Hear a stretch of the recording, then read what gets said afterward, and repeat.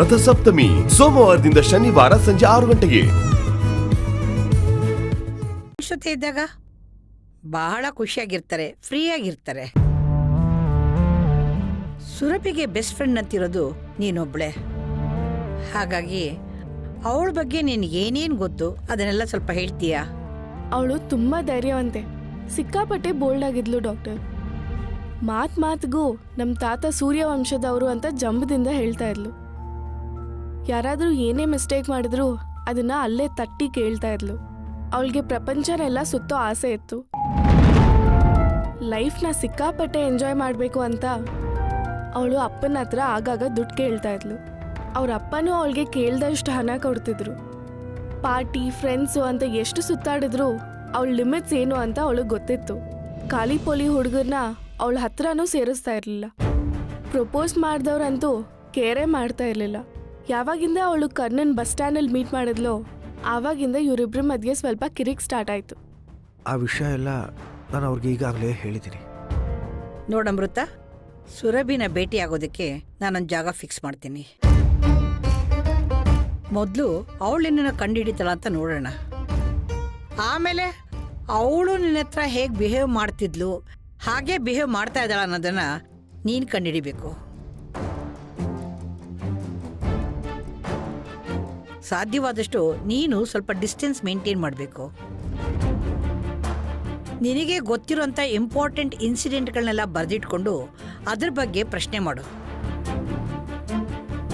ಎಲ್ಲದಕ್ಕಿಂತ ಮುಖ್ಯವಾಗಿ ಅವಳೆಷ್ಟು ಕಾನ್ಫಿಡೆಂಟ್ ಆಗಿದ್ದಾಳೆ ಅನ್ನೋದನ್ನ ಅಬ್ಸರ್ವ್ ಮಾಡು.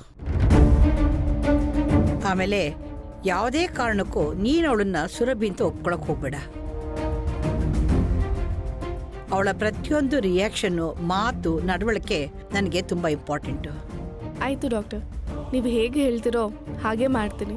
ಸದ್ಯಕ್ಕೆ ನಾನು ಬೆಂಗಳೂರಲ್ಲೇ ಇರ್ತೀನಿ. ನೀವು ಯಾವಾಗ ಹೊರಟು ಬಾ ಅಂದರೂ ನಾನು ಬರ್ತೀನಿ.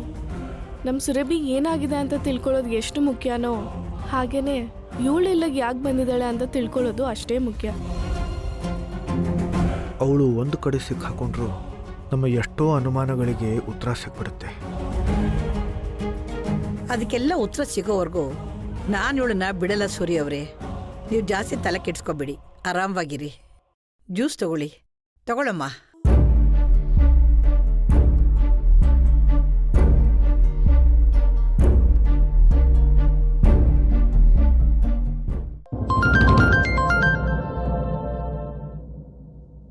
ಹಲೋ, ನಮಸ್ಕಾರ ಗಂಗಾಧರ್ ಅವರೇ.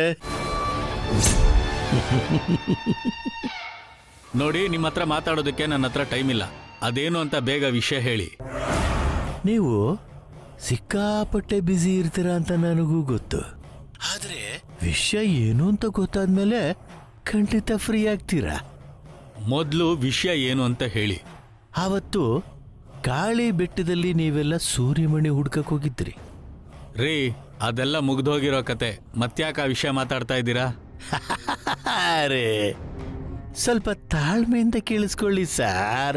ಯಾಕಿಷ್ಟ ಆತರ ಪಡ್ತೀರಿ? ಸರಿ ಹೇಳಿ.